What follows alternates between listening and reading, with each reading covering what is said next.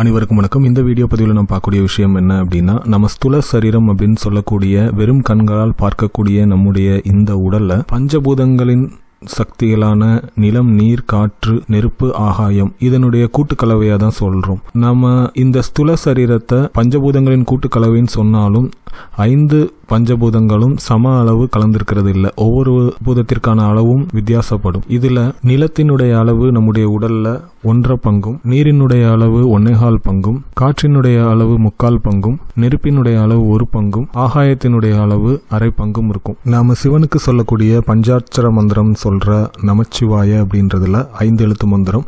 அந்த 5 எழுத்தும் ஒரு பூதத்தை குறிக்கக்கூடிய எழுத்துக்களா இருக்கும். இந்த 5 பூதங்களையும் ஏதாவது வேரியேஷன்ஸ் ஏற்பட்டதுன்னா நம்முடைய உடல்ல நோய்கள் ஏற்படுறதுக்கான வாய்ப்பு உண்டாகும். இதுல ஆகாயத்தினுடைய அளவு குறைந்தால் நமக்கு மரணம் ஏற்படுறதுக்கான வாய்ப்பு உண்டாகும். நம்ம நமச்சிவாய மந்திரத்தையே வித்தியாசமான முறையில அந்த எழுத்துக்களினுடைய வரிசையை மாற்றி சொல்றது மூலமா வெவ்வேறு விதமான எனர்ஜிகளை நம்ம ரிசீவ் பண்ணிக்க முடியும்.